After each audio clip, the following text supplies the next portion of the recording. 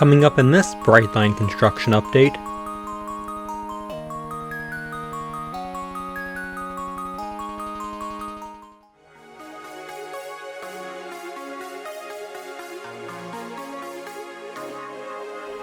this update looks at the progress on the Frontenac Improvement Project and in Cocoa in September and October 2021. We'll start with a look at the Frontenac Improvement Project, then work south through the city of Cocoa. Track has been laid north from Canaveral Groves Boulevard to where it'll join into the existing Florida East Coast Railway double track. The Frontenac Improvement Project is a joint effort between Brightline and the Florida East Coast Railway. Its purpose is to double track what would have been a 3-mile long section of single track between where Brightline's project ends and the FEC's existing section of double track through Titusville begins. This benefits both companies by eliminating a bottleneck that could negatively affect operations.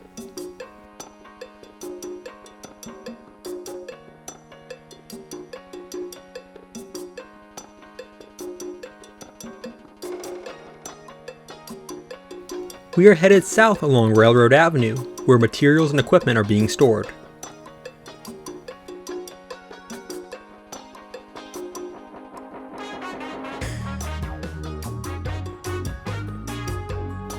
Ties have started to be laid in this area as well.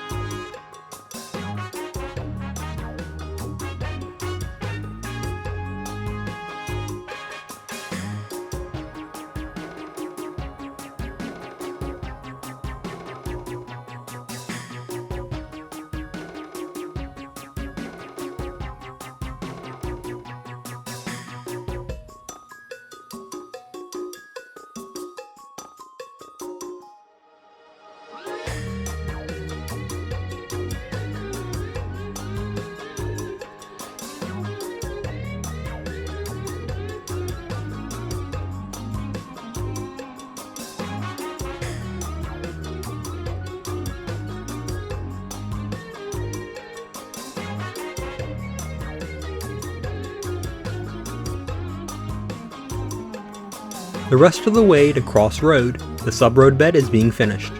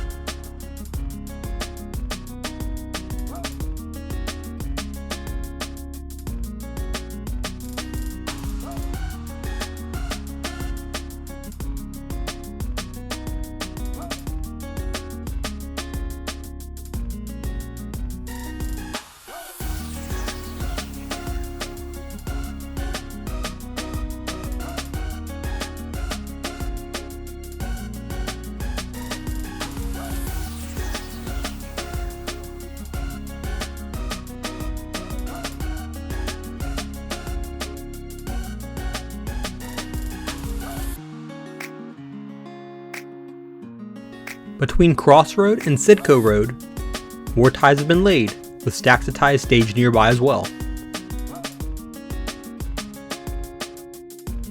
South of Cidco Road, nothing has been done, but this area is more complex, with a frequently used siding needing to be relocated to make room for the second main line.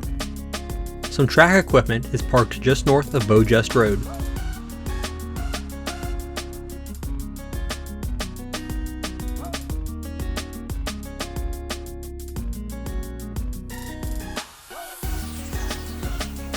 In this area, Fill has been brought in to fill part of a ditch where the second track will go.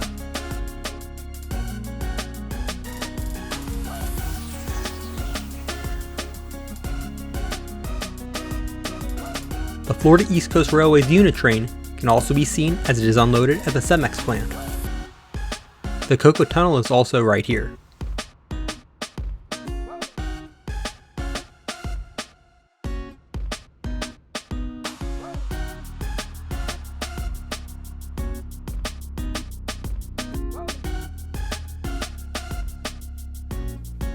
Near Michigan Avenue is where Brightline's line to Orlando will break off of the FEC corridor to start heading west. Crews moved to this area quickly, with part of the second main line in place already.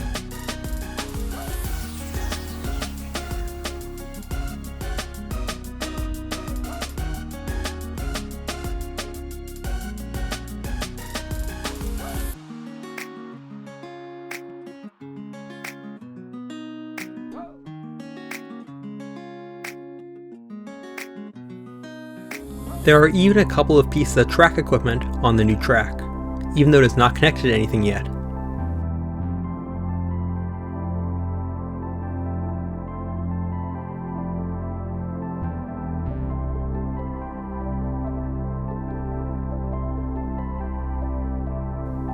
This is where the turnouts for the Cocoa Junction crossover and that breakaway to form the line to Orlando begin.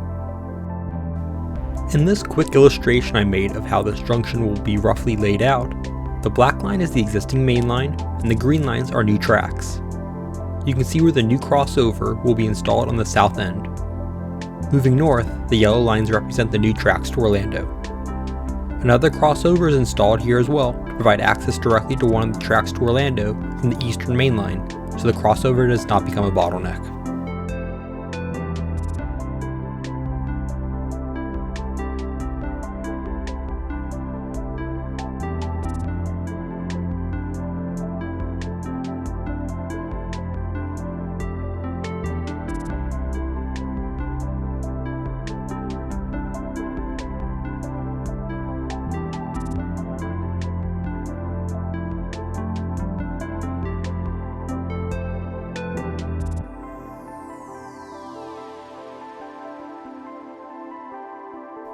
By here, there will be 4 tracks.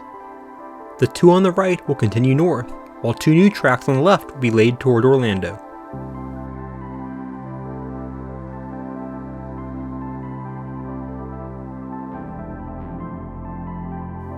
Michigan Avenue is currently closed, so the additional 3 tracks can be laid across it.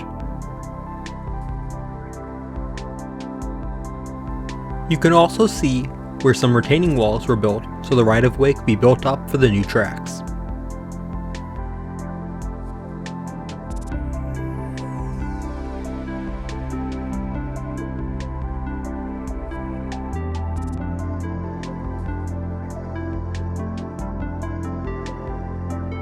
Here's a closer look at some of the new turnouts being assembled.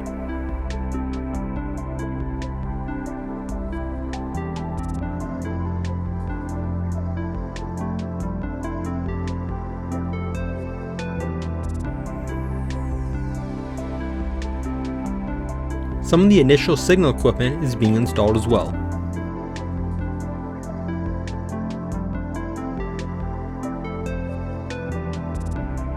Subroad bed now extends all the way to Dixon Boulevard.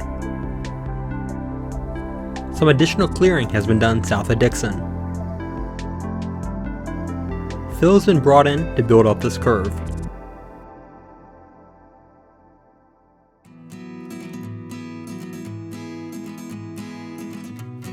We'll take to the sky again here near Highland Avenue, where work has recently begun to clear this area.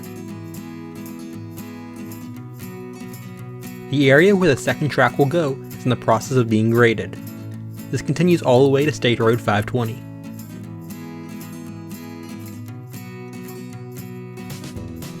By the time this video comes out, subroad bed is likely to be spread through here as well.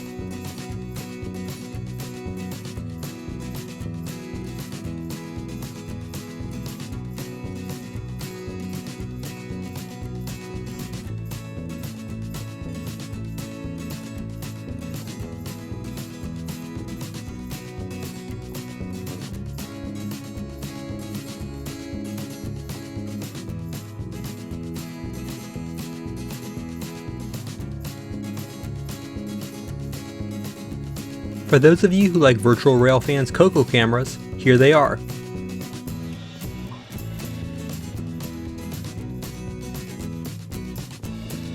Closer to track level, you can see the rails staged for the second track.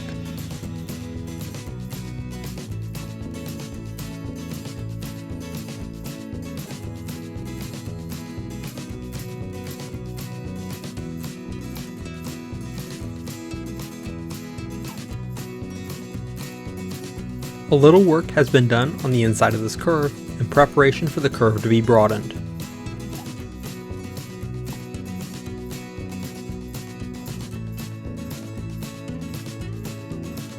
Crews haven't made it past the curve yet.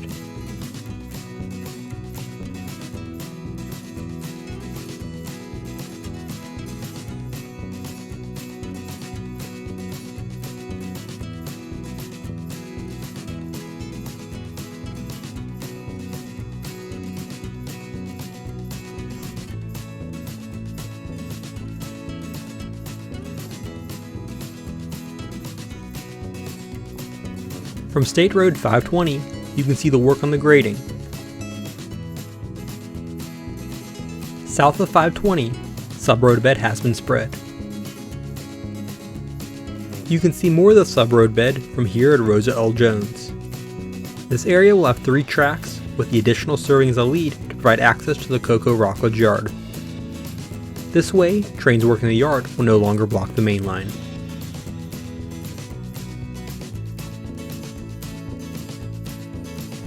The yard is also home to FEC's former cocoa-rockledge station, which the railroad still uses for various purposes.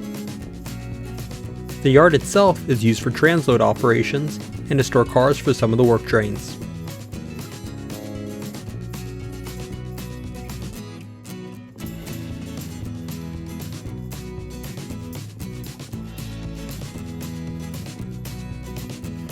Thanks for watching.